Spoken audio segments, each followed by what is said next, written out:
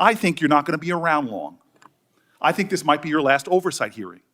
Because as much as you supplicate yourself to the will of Donald Trump and not the Constitution of the United States of America, Donald Trump has shown us in his first term and in this term, he is not loyal to people like you. He will cut you loose. This may be the last time I have a hearing with you because I don't think you're long for your job. But I'm going to tell you this, I pray for you. I pray for you. Did you know that 20% of our FBI agents are currently being pulled away from hunting terrorists and child predators? What happens to a nation when its premier law enforcement agency faces generational destruction? Senator Cory Booker just gave us the terrifying answer while systematically dismantling Kash Patel on live television. Booker mercilessly exposed Patel for hiding the Epstein Files, dodging Mar-a-Lago questions, and ruthlessly firing Brian Driscoll, a 20-year decorated veteran with a Medal of Valor, despite promising zero political retribution. But it was Booker's chilling final prediction that left Patel completely speechless. How long until a disloyal Donald Trump cuts you loose? Watch this explosive confrontation unfold. And if you want to support our exclusive deep dives, hit that join button below. Mr. Patel, I want to start off where we left off last time. I asked you whether you had any knowledge or discussions about removing FBI officials and installing political personnel before you were confirmed to that position. And I wonder, did you then understand or have conversations with the White House about the intentions to do so? Before I was confirmed, Yes, sir. did I have discussions with the White House to remove FBI personnel? Yes. No. So you're saying that you had no discussions with the White House before you were in the position about the removal of any personnel from the agency? As I was preparing for my confirmation hearing, I had numerous discussions involving the type of people that would be employed, and that those that were failing to meet the mark at the FBI would no longer be employed if I were And confirmed. I'm assuming that mark had to do with loyalty to the Trump administration. No, you're wrong. Okay. I'd like to revisit another subject from that hearing. Did you testify, excuse me, you did testify before the grand jury that President Trump had declassified the documents at issue in the Mar-a-Lago classified documents case. Is that correct? I don't have the grand jury transcript. That's why I released it. Whatever it says is the best evidence. That's what you said to Senator Whitehouse, that your grand jury testimony was publicly released. It has not been. In fact, in July, a court denied a news outlet's bid to get that transcript. But the court said quite clearly that you are free to discuss your grand jury testimony. So I ask you again, did you testify before the grand jury that President Trump declassified the documents at issue in the Mar-a-Lago classified document case?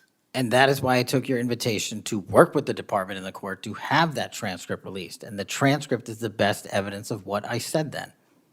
So you're saying right now this committee can have access to what you said before the grand jury? To whatever was released. Under my understanding, Senator, So that the Department hold of on. Justice You and I both released. understand the law. Let me finish. I understand under Rule 6 of the Federal Rules of Procedure, a grand jury witness, in this case you, is not barred from sharing their grand jury testimony. This is an oversight hearing. This is germane to your integrity and credibility. You know right now whether or not you testified that President Trump declassified the documents at issue in the Mar-a-Lago classified documents case. Why are you refusing to answer that simple yes or no question right now? Because the premise of your question is inaccurate, and There is no premise to my question, but trying to get to an order of what is truth or not. How do you how do you know what was asked in the grand jury if you weren't there? Mr. Patel, this is a mockery you're making of this hearing and simple questions. It's a So let simple me move on. question. If you have a Mr. Patel, transcript, you during can your read the question, nomination but you don't have hearing, it. you promised that, quote, all FBI employees will be protected against political retribution. When I asked you, are you aware of any plans or discussions to punish in any way, including termination, FBI agents or personnel associated with the Trump administration, you explicitly said under oath that you were not aware of any plans to punish FBI agents associated with criminal investigations of Donald Trump. I don't believe you were truthful. Firing FBI employees based solely on the cases that they are investigating, their case assignments, is illegal, and you know that. A new lawsuit that's been discussed numerous times, filed by 3 FBI officials, alleges that you carried out Donald Trump's campaign of retribution, in quotes, against FBI employees for, quote, failure to demonstrate sufficient political loyalty. One of those plaintiffs has been discussed today, Brian Driscoll. Now, we know 20 years of distinguished service to the FBI before you terminated him. Special agent in charge of FBI's Newark field office, where he operated with distinction. Medal of Valor winner, Shield of Bravery awards. He's a patriot. You terminated Driscoll via a letter dated October 8th, 2025, and in that letter you said that you were firing him pursuant to Article 2 of the Constitution. Well, you're not the President of the United States, and so I'm wondering under what authority you were allowed to terminate him. That matter is under litigation, and I'm not able to discuss it. Okay, well, discuss this.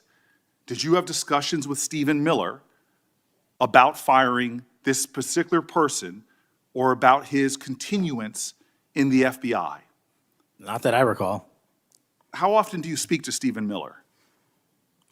Frequently on our Homeland Security task forces. You frequently talk with Stephen Miller about subjects other than Homeland Security Task Force issues, correct? I frequently talk to Mr. Miller about Homeland Security task forces. Has Stephen Miller ever given you his opinions on how to run your agency? Mr. Miller's interagency operations are invaluable to the FBI. That's what we talk about. So you frequently discuss your job and your responsibilities with Stephen Miller and Pam Bondi, I imagine, as well. Absolutely. She's the Attorney General. Understood.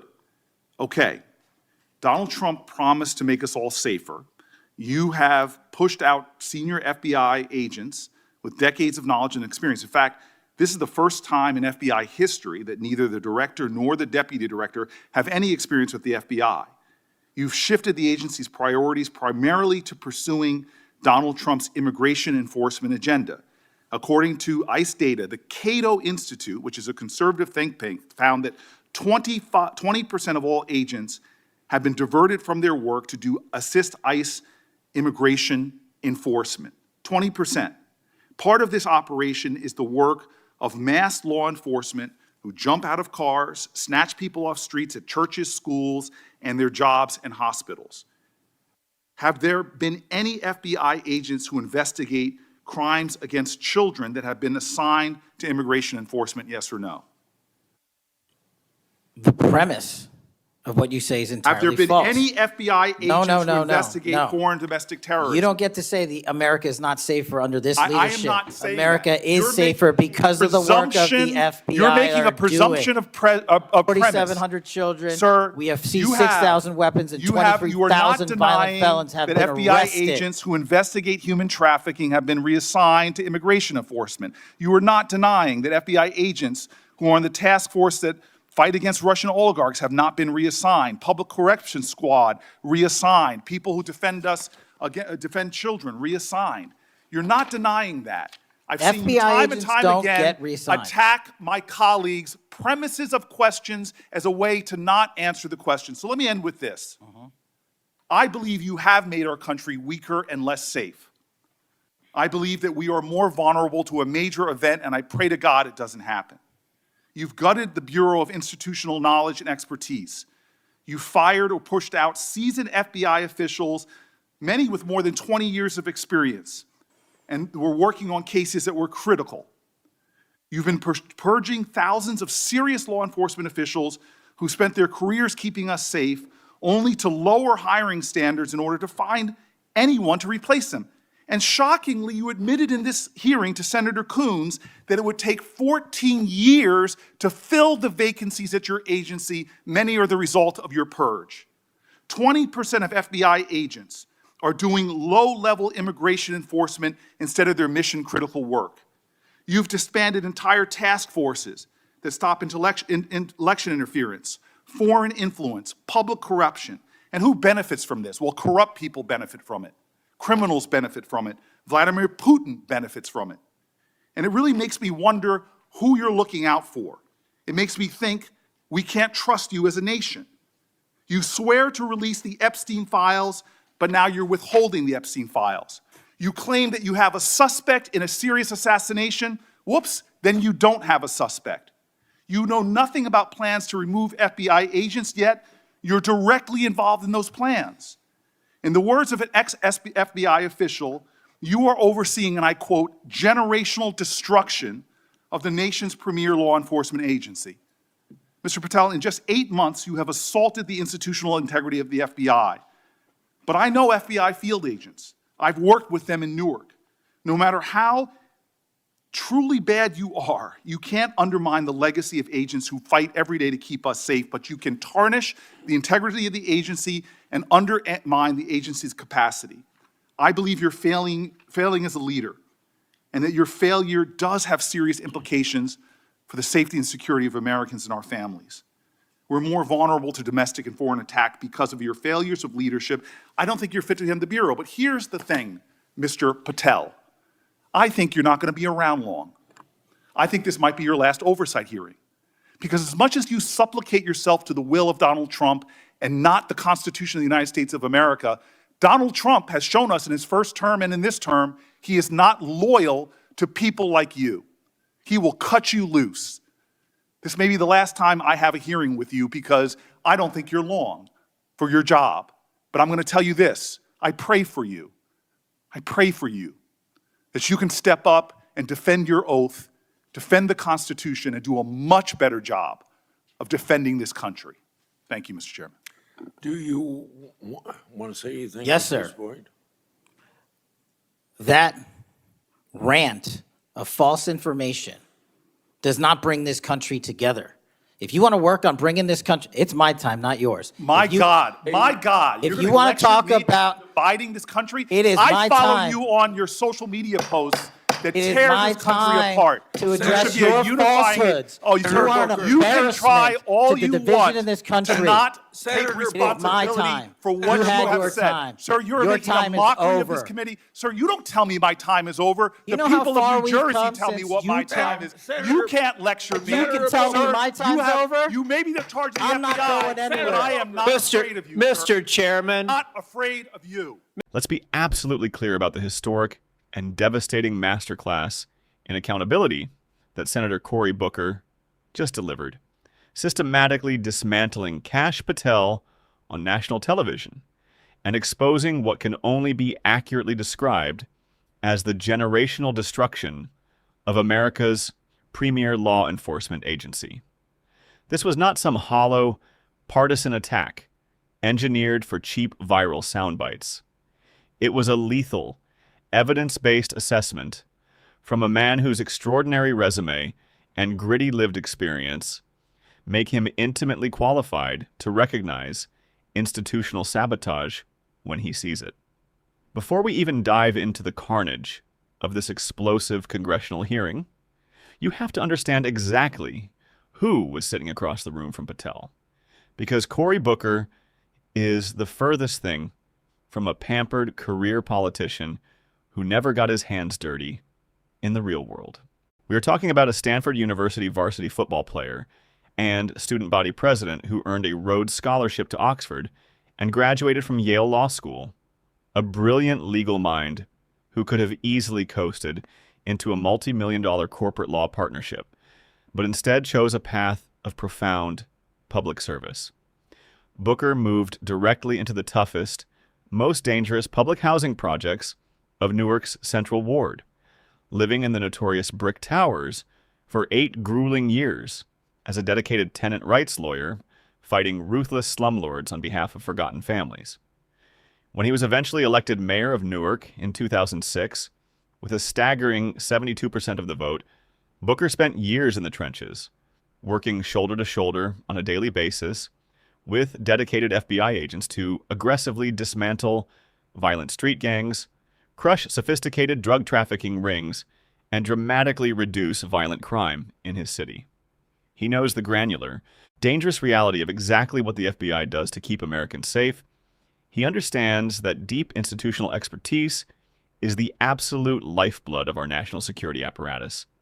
And when he looks Kash Patel directly in the eye and tells him he is actively destroying the Bureau, it is the chilling, objective observation of a seasoned partner of law enforcement.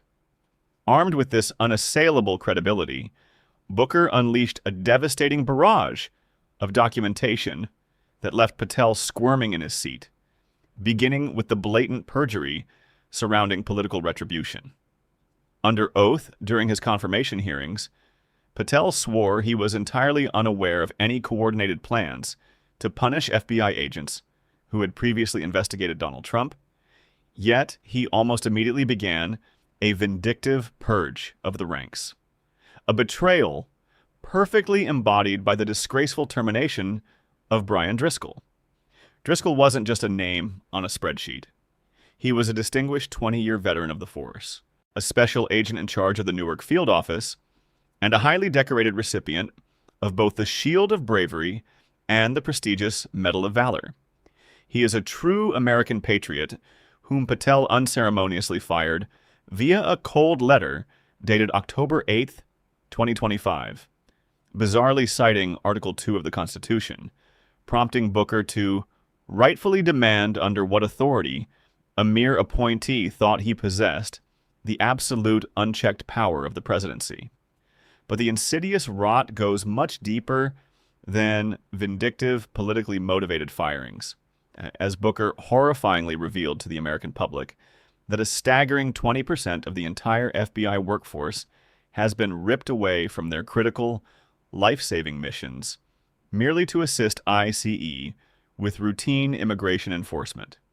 This means that highly specialized, deeply trained agents who dedicate their lives to hunting down vile child predators, dismantling horrific human trafficking rings, tracking foreign and domestic terrorists, and fighting corrupt Russian oligarchs have been recklessly stripped from their vital posts.